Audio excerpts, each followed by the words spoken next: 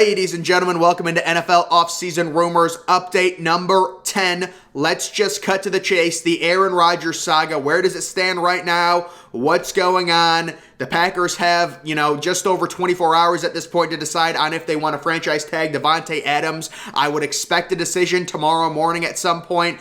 I am 1,000% sure, 1,000% confident, as I've said for the past month, Aaron Rodgers will be demanding a trade from the Green Bay Packers. He's completely trolled the entire media except for me. I've been right from the beginning. I knew he was going to leave the Packers. This will be announced by tomorrow, guys.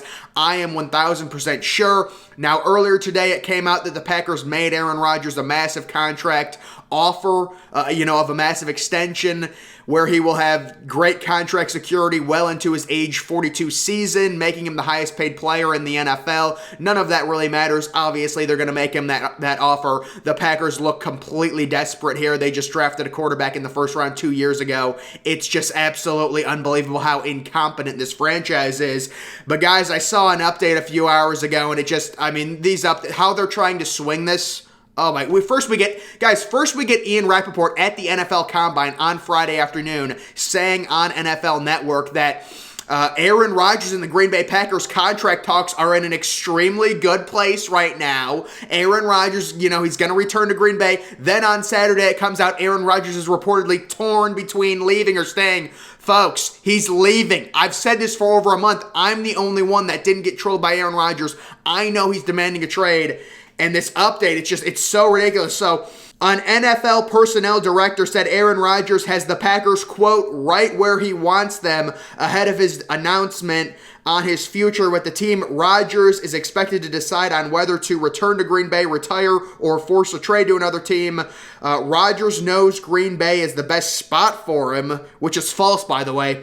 But he also knows that by delaying a decision on his future, there is added pressure on the Packers to make moves that Rodgers wants. So this report is complete bullshit.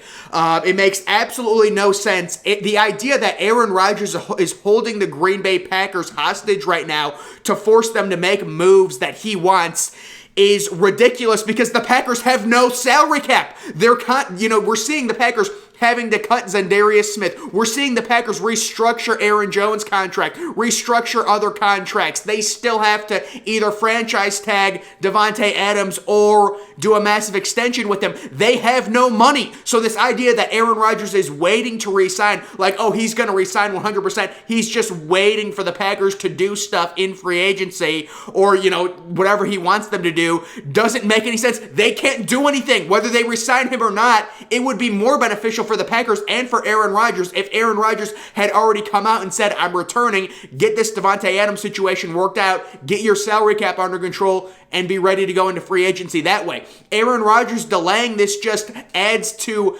the inevitable trade demand that he will be making. Him waiting this long completely shows that he is demanding a trade. It would be in his best interest if he was returning to Green Bay for him to have already announced that he was returning so the Packers could get their cap situation in order. A trade is coming. I'm expecting tomorrow morning is when he will let the Packers know and when it will go public because the franchise tag deadline is 4 o'clock in the afternoon. But guys, once again, I cannot stress this enough.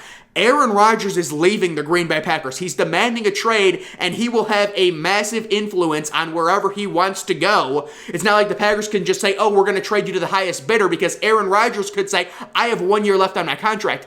If you trade me to this team, I can just tell that team, I'm not going to play for you. I'm going to sit out a year, and that team will then not want to trade or give up any assets for Aaron Rodgers. So Aaron Rodgers can basically dictate wherever he wants to go, and then the question becomes, will Davante Adams want to work out a long-term deal with the Green Bay Packers knowing that Aaron Rodgers is leaving? And will he want to stay and play with Jordan Love or whoever their quarterback is, whether they get someone like Jameis Winston?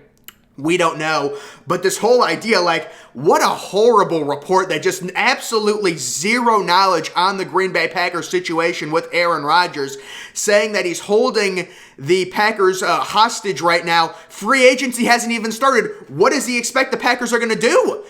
There's no way they can't do anything anyways. They cannot sign anyone. They are over the cap. They're constantly restructuring contracts, changing money into bonus money to try and get the salary cap number down, and they still have to either franchise tag Davante Adams or pay him or give him a massive extension at around $30 million per year. That is the expectation. So that's the update on Aaron Rodgers.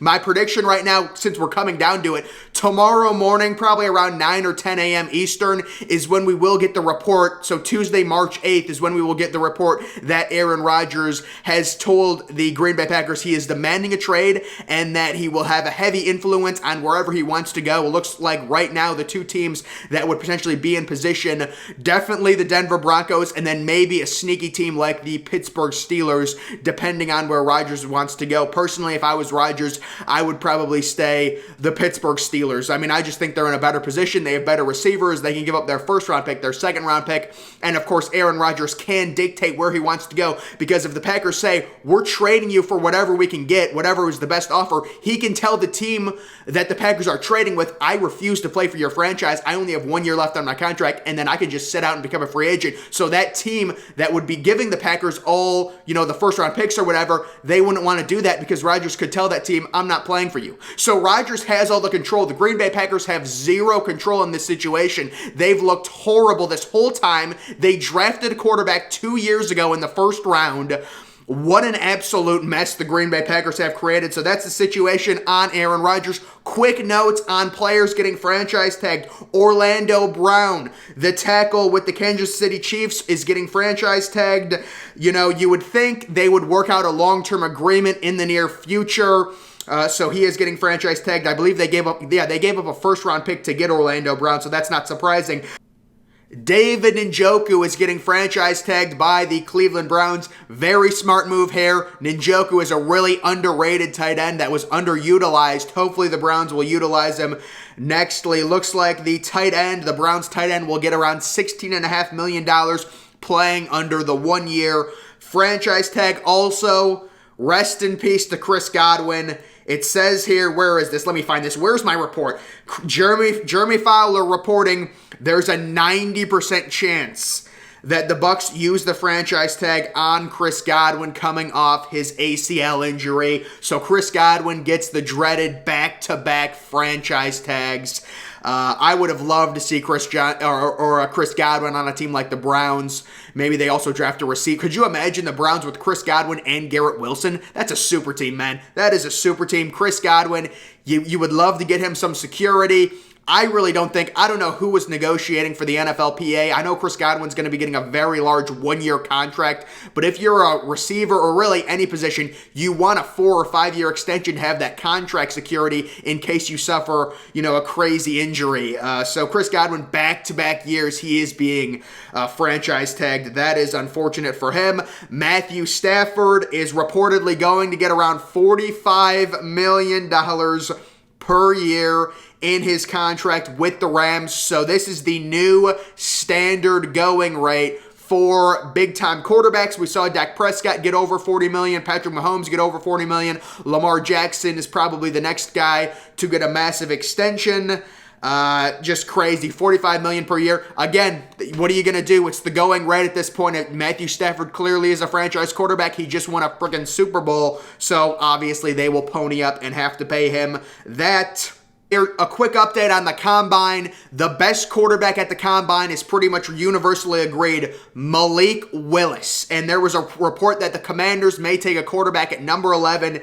I would go out on a limb right now and say Malik Willis will go somewhere within the first 10 picks of the draft. He is getting crazy hype. He threw a great deep ball. He showed, you can say whatever you want, but he showed great character out there. Everyone saw the video of him giving the homeless person socks or whatever. I don't know. But Malik Willis is definitely the winner of one of the big winners, the quarterback winner of the Combine, and I would be very surprised if a team did not trade up for Willis at this point in the top 10. I know there's this narrative going around about the draft about how there's no elite quarterbacks and nobody's going to be a top 10 pick. Well, these teams just can't help themselves. They want to get the next franchise quarterback, and the way Malik Willis threw the ball at the Combine, the reports coming out of there, he will be very likely a top 10 pick, whether a team like the Commanders trades up from number 11 to get him, or a team, we've heard things like the Panthers really like Malik Willis as well. I believe that was a recent report. So there are several teams that are on Malik Willis's radar, and he is going to be demanded maybe like 6th or 7th overall if a team decides to trade up for him.